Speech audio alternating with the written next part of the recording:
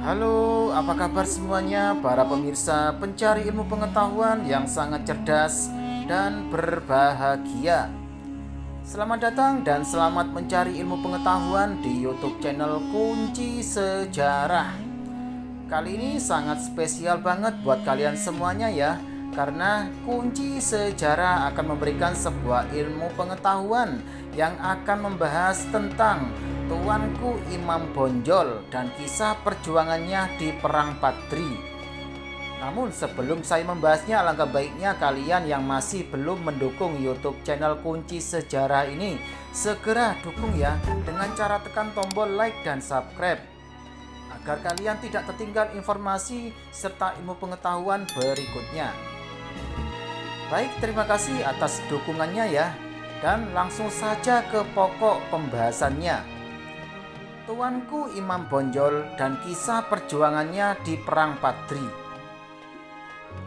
Tuanku Imam Bonjol lahir di Bonjol, Pasaman, Sumatera Barat, Indonesia 1 Januari 1772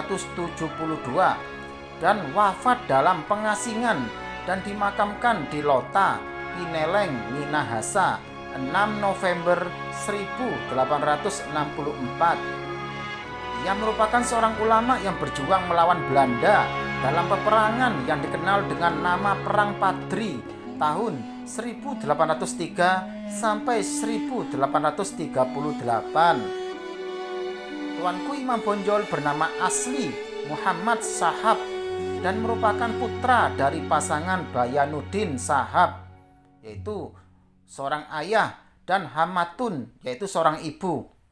Ayahnya Khotib Bayanuddin Sahab merupakan seorang alim ulama yang berasal dari Sungai Rimbang. Kisah Tuanku Imam Bonjol di Perang Padri. Melansir dari laman resmi Kabupaten Banjarnegara, Tuanku Imam Bonjol adalah pahlawan yang dikenal berjuang di Perang Padri. Perang tersebut terjadi selama 18 tahun dan meninggalkan luka bagi orang Minang dan Mandailing atau Batak pada umumnya. Perang ini terjadi karena keinginan di kalangan pemimpin ulama di kerajaan Pagaruyung untuk menerapkan dan menjalankan syariat Islam sesuai dengan Ahlus Sunnah wal Jamaah atau Sunni yang berpegang teguh pada Al-Quran dan sunnah-sunnah Rasulullah SAW. Kemudian pemimpin ulama yang tergabung dalam Harimau Nan Salapan meminta Tuanku Lintau untuk mengajak yang di Pertuan Pagaruyung beserta kaum adat untuk meninggalkan beberapa kebiasaan yang tidak sesuai dengan Islam atau bid'ah. Dalam beberapa perundingan tidak ada kata sepakat antara kaum Padri atau penamaan bagi kaum ulama dengan kaum adat. Seiring itu di beberapa nagari dalam kerajaan Pagaruyung bergejolak dan sampai akhirnya kaum Padri di bawah pimpinan Tuanku Pasaman menyerang Pagaruyung pada tahun 1815 dan pecah pertempuran di Koto Tangah dekat Batu Sangkar. Sultan Arifin Muningsyah terpaksa melarikan diri dari ibu kota kerajaan ke Lubuk Jambi.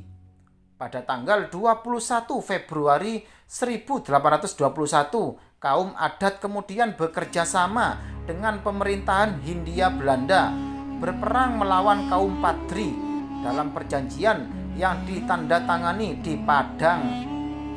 Dari hasil perjanjian tersebut, Belanda mendapatkan kompensasi atas penguasaan wilayah di pedalaman Minangkabau.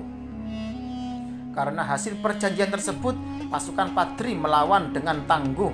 Kesulitan melawan pasukan Padri, Belanda melalui Gubernur Jenderal Johannes van den Bosch mengajak pemimpin kaum Padri yang waktu itu telah dipimpin oleh Tuanku Imam Bonjol untuk berdamai dengan maklumat perjanjian Masang pada tahun 1824.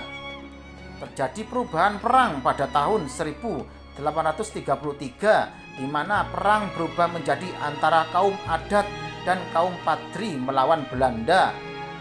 Kedua pihak bahu-membahu melawan Belanda. Pihak-pihak yang semula bertentangan antaranya akhirnya bersatu melawan Belanda. Semakin lama Belanda semakin kuat dalam Perang Padri. Hingga pada Oktober 1837, Tuanku Imam Bonjol menyerah kepada Belanda. Menyerahnya Imam Bonjol diikuti dengan kesepakatan bahwa anaknya yang ikut bertempur selama ini, Naali Sultan Caniago, diangkat sebagai pejabat kolonial Belanda. Tuanku Imam Bonjol dibuang ke Cianjur, kemudian dipindahkan ke Ambon, dan akhirnya ke Lota, Minahasa, dekat Manado. Di tempat terakhir itu ia meninggal dunia pada tanggal 8 November 1864. Tuanku Imam Bonjol dimakamkan di tempat pengasingannya tersebut. Atas jasa-jasanya dalam Perang Padri, Tuanku Imam Bonjol diapresiasi atas jasa kepahlawanannya dalam melawan penjajahan. Tuanku Imam Bonjol diangkat sebagai pahlawan nasional Indonesia sejak tanggal 6 November 1973. Nah, itulah penjelasan dari YouTube channel Kunci Sejarah mengenai Tuanku Imam Bonjol dan kisah perjuangannya di Perang Padri. Semoga bisa menambah ilmu pengetahuan buat kalian semuanya ya. Dan bisa juga buat kalian nantinya selalu simak YouTube channel Kunci Sejarah ini agar kalian tidak tertinggal informasi mengenai ilmu pengetahuan berikutnya.